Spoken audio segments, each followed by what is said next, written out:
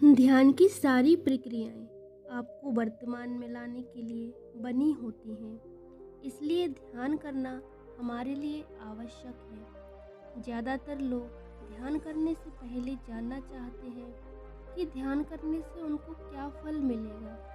अगर मनुष्य का जीवन दो शब्दों से जोड़ा जाए तो वह शब्द सुख और दुख है। यह दो शब्द मिलकर एक ऐसा चक्र बनाते हैं जिसमें मनुष्य उलझा रहता है। आज की कहानी है वह भी सुख और दुख का हिस्सा है। एक बार एक व्यक्ति बुद्ध के पास जाकर कहता है कि बुद्ध, एक सवाल का जवाब देंगे क्या आप मेरे? उन्होंने हंसकर कहा कि पूछो, क्या पूछना है? उस व्यक्ति ने कहा कि मेरी उम्र अभी बहुत ज़्यादा नहीं है, लेकिन मैं बहुत दुखी और परेशान हूँ। अभी मेरी ज़िंदगी में इतने दुख हैं तो क्या आगे भी रहेंगे? इनमें से कोई दूर करने का उपाय नहीं है क्या? बुद्ध ने कहा कि तुम्हारे दुख कहाँ हैं? मुझे तो दिखाई नहीं दे रहे। व्यक्ति ने कहा कि दुख तो मेरे भीतर है, आपको कैसे दिखेगा? बुद्ध ने कहा कि क्या तुमको अपने दुख दिखाई देते हैं? व्यक्ति ने कहा कि हाँ, मुझे अच्छे से दिखाई देते हैं। बुद्ध ने कहा कि इसका कारण क्या है? दोनों में चर्चा चल ही रही होती है, तभी एक भिक्षु आता है। वह बुद्ध के कान में कुछ कहता है। बुद्ध कहते हैं कि मैं तुमको आज जीवन का सारा सच बताता हूँ। एक जगह तुमको ले चलूँगा जहाँ तुमको सिर्फ सुनना है, बोलना नहीं है। वहाँ तुमको सभी जवाब मिल जाएंगे। कुछ दूर चलने के बाद बुद्ध एक घर में जाते हैं।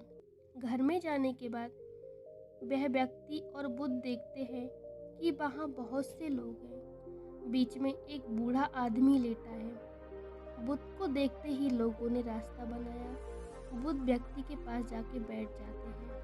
बूढ़ा व्यक्ति कहता है कि न जाने मेरे जीवन की कितनी सांसें बची हैं। मैं मरने से पहले आपसे कुछ जवाब चाहता हूँ।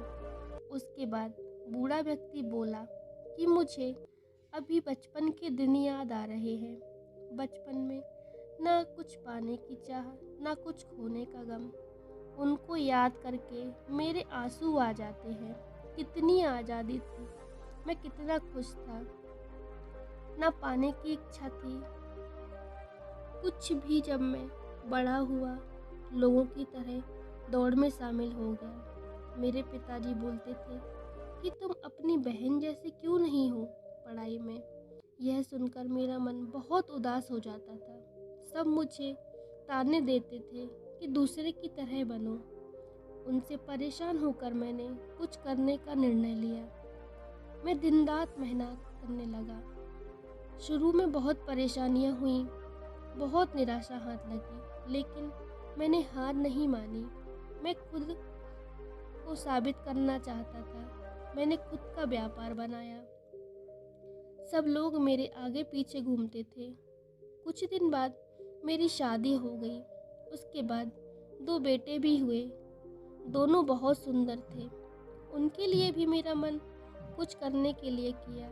मैंने और काम किया और धन कमाया और मैं अपने गांव का बड़ा व्यापारी बन गया। लेकिन एक दिन अचानक मेरी पत्नी की मृत्यु हो गई, जिससे मुझे बहुत सदमा लगा। मैं घर से बाहर नहीं आया।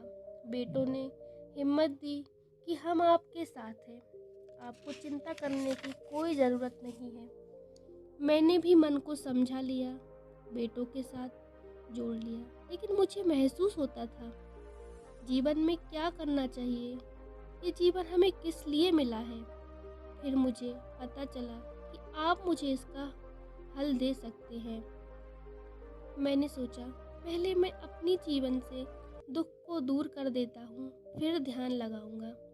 मैं इसी सोच में ध्यान नहीं कर पाया और आज मैं जब बीमार हो गया हूँ, मेरे जीवन में कोई कमी नहीं रही।